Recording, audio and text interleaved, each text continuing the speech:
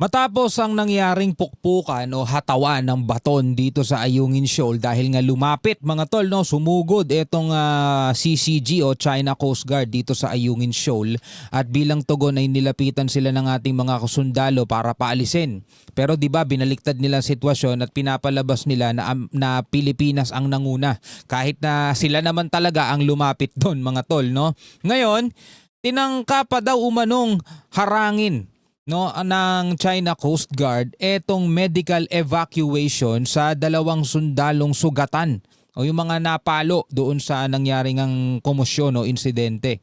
Ngayon mga kapatid, pag-usapan natin to, samahan ninyo ko.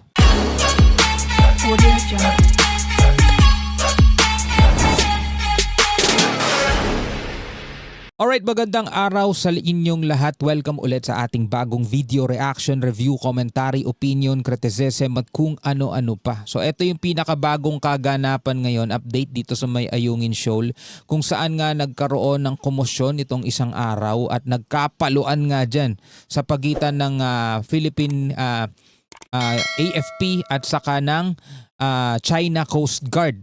No, sinasabi ng China Coast Guard, pa-victim naman kayo masyado eh. Kayo naman ang nag-provoke, kayo naman ang nanguna. Pero alam naman natin ang katotohanan mga tol, di ba? Kasi kahit saan nating sitwasyon dalhin, kahit bali-baliktarin natin, sila ang lumapit sa BRP Sierra Madre. Sila ang lumapit, sila yung nagpukuha-kuha ng video, sila yung nagpipicture-picture, and naturalesa lang naman mga tol na talaga lalapitan sila ng mga sundalo natin para paalisin kasi hindi naman yan hindi naman yan pasyalan eh. Outpost yan ng mga sundalo eh. Kumbaga parang pumunta ka sa isang kampo ng mga pulis o sundalo tapos nagpipicture-picture ka doon, nagbibidyo-video ka, kahina-hinala ka, malamang sa malamang lalapitan ka talaga para questionin o para paalisin. Diba? Ikaw yung nagpo-provoke kasi ikaw yung lumapit. Hindi nga makalapit yung barko nila dahil mababa lang yan eh. So ang ginawa ng China is nag-deploy sila ng maliit na bangka nila at doon sumakay yung mga Coast Guard at lumapit sila. So sa madaling salita mga tol, sila talaga yung nag-provoke dyan. Oh. So ngayon, eto na. May medical evacuation daw at tinangkapan nilang harangin. Panoorin natin itong balita. Kinontra ng Philippine Coast Guard ang sinabi ng China na may hininging permiso para sa medical evacuation ng dalawang sundalong Pilipino mula sa BRP Sierra Madre. At yun pa sinasabi ng China, nang hingi pa daw ng permiso mga tol ang medical evacuation team para lang mailikas o madala sa pagamutan itong dalawang sundalo. Humingi daw tayo ng permiso. Na nasugatan sa engkwentro sa Ayungin Shoal. Katunayan ayon sa PCG, tinangkang harangin ng China Coast Guard ang medevac. Yan ang ulat ni Patrick Desu. Attention all ships, attention all ships, attention all ships. Security, security, security.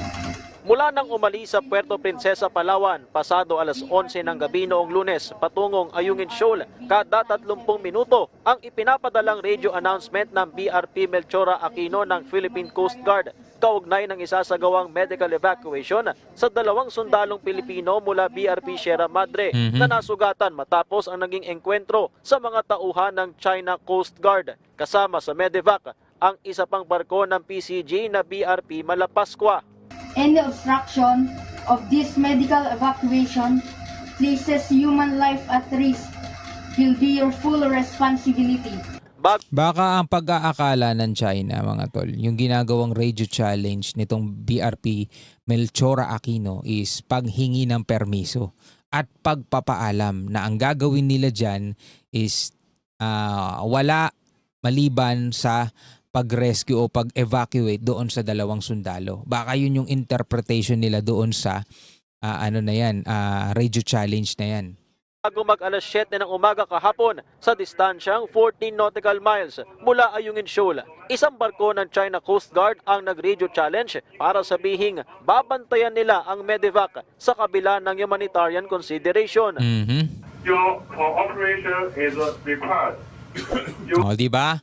Kumbaga mga kapatid, yung radio challenge o yung pagre-radio ng BRP Melchora Aquino na sinasabi, all ships, mga ganyan-ganyan. Ang interpretation siguro ng China is pagpapaalam paghingi ng permiso at pagsasabi kung ano ang misyon nitong BRP Melchora Aquino. Kaya ang sabi ng China Coast Guard, barko ng China, sige, babantayan namin yan. Oh, diba? Kumbaga yun yung kanilang pagkakaintindi. And you will bear all the consequences. Over. This just goes to show that China thinks that they are above the international law, and they do not care about the preservation of life ng ating mga tao, no. Apat Matagal naman na nating alam yun eh. 'Di ba? Kasi 2016 Arbitral Award, 2016 na yun. Kung talagang gumagalang sila mga tol sa arbitration, sa Permanent Court of Arbitration, sa UNCLOS. Alam naman nila, 'di ba, sa UNCLOS mga tol, meron tayong 200 nautical miles exclusive economic zone. Hindi lang naman Pilipinas eh. Maging yung ibang mga bansa eh. Lahat naman eh merong ganyan eh. Kasi karapatan ng isang bansa yan eh. Meron kang territorial waters, meron ka ring exclusive economic zone. Ang problema mga tol, yung ginawa nila 9-dash line, 10-dash line na sumakop na maging sa exclusive economic zone ng ibang mga bansa, pag ano na agad yun pagpapakita na agad yun ng hindi pagkilala sa karapatan ng ibang bansa. na barko ng China Coast Guard ang namataan sa gitna ng Medevac. Isa sa mga ito ay naglunsad ng rigid hull inflatable boat at nagtangkang harangin ang ibinabang rib ng PCG, 1 nautical mile mula sa entrada ng Ayungin Shoal. Sa kabila nito, nakarating sa rendezvous point ang rib ng PCG para kunin ang mga sugatang sundalo mula sa BRP Sierra Madre. Pasado alas 11 ng umaga kahapon, inilipat sila sa BRP Melchora Aquino at ginamot ng mga doktor at nurse sa barko, kung saan isa sa mga sundalo ay may head trauma dahil sa sugat na abot sa 8 sentimetro. O alam na mga tol, dapat din kasi, ay kawawa naman talaga mga kasundaluhan natin. No? Biruin mo, sagwan versus itong mga Coast Guard. Merong Coast Guard ng China, may mga baton talaga silang hawak. No? Wala ba tayong budget? Iniisip ko mga tol, napakayaman naman ng Pilipinas eh. Diba? So, ay nako, nakikita naman natin, di naman natin maitatanggihan eh. Alas 8 ng umaga nitong Miyerkules o matapos ang halos 2 araw, nakabalik sa Oyster Bay, Palawan ang mga barko ng PCG at itinurn over ang mga sugatang sundalo sa AFP Western Command para sa karagdagang atensyong medikal. Pinapulaanan ng PCG ang sinabi ng China na may hininging permiso para sa medical evacuation. Okay, hindi tayo official na humingi ng permit o nagpadala ng written permit o kahit na anong klaseng permiso. Siguro nga na misinterpret ng barko ng China na yung ginagawa nating pagraradyo dyan, yung barko ng Melchora Aquino, is pagpapaalam o paghingi ng permiso. Kaya nagsumagot silang babantayan daw nila yung gagawing Medevac. This is just a propaganda spin of the China Coast Guard claiming that they have given us permission, that they have allowed us to do this. Again, we never asked for any permission because we believe that there's no need for us to ask anything from the Chinese government. Tama. Muli ring nanindigan ang National Task Force for the West Philippine Sea na ang tangkang paglapit ng China Coast Guard sa BRP Sierra Madre ang pinagmulan ng panibagong tensyon sa Ayungin Shoal habang nanatiling profesional at alinsunod sa rules of engagement ang ginawa ng mga tauhan ng Philippine Navy. Wala naman talagang ibang pwede nating sisihin o pwede nating ituro kung bakit nagkaroon ng komosyon dyan. Diba? Maituturo ba natin yung ating mga sundalo ang nagsimula? Unang-una, nandiyan dyan sila sa outpost nila at binabantayan nila yung lugar na yan. Tapos merong isang barko o merong isang inflatable o kung ano man ang tawag itong rubber boat o speedboat na lumalapit. Diba? Tapos sasabihin, AFP ang may kasalanan. Siyempre, kung sino yung lumapit, kung sino yung yun yung nag-provoke, mga tol. Diba? Alam anong gusto nila, habang nagbi-video sila, habang nagpi-picture sila, pinapanood lang din sila ng AFP. Diba? Hindi pwede yun. Anong silbi ng AFP kung panonoorin lang nila tong mga to? Natural, lalapitan talaga nila, paalisin nila. Ang problema kasi ito, ang China, never talaga silang umako ng responsibilidad. Kapag may ginagawa silang mga kalokohan o kapag gumagawa sila ng mga kalokohan, hindi talaga nila inaamin yan. Halimbawa na lang mga tol. 'Di ba? Etong AI o yung monkey video, 'di ba, nag-viral 'yon mga tol, nag-backfire sa kanila. Kahit na yung media na yon ay nakalagay state-owned media, ibig sabihin pag-aari ng gobyerno, ang dahilan nila media lang yan. Ano lang sila yun, walang kinalaman ng gobyerno yan, media sila. Pwede ba yun? Sila may-ari tas wala silang alam?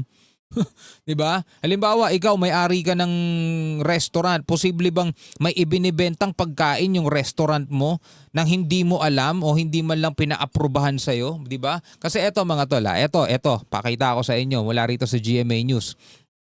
Alam naman natin 'te, ambassador ng China to rito sa Pilipinas eh. Eto yung sabi niya. Exchange of views. Kaugnay naman ng AI-generated video na ginawa ng isang pahayagan sa China na naglalarawan sa mga Pilipino bilang unggoy. Sabi ni Ambassador Ching, It's just media, It's just the media, sabi niya ganun. action, and it's nothing related to government. And there's so many medias in China. We don't have any comment on that. O, di ba? Hindi nila inaakin, di ba? Hindi nila inaako, mga tol, yung responsibilidad. Tulad na lamang no sinabi ko kanina, for example, ikaw may-ari ka ng isang tindahan, may-ari ka ng isang restaurant, di ba? Yung restaurant mo merong ibinibentang ulam, menu na hindi mo alam, hindi pinaaprubahan sa'yo bilang may-ari. Pwede ba yon? Lalo pa kaya mga tol, media.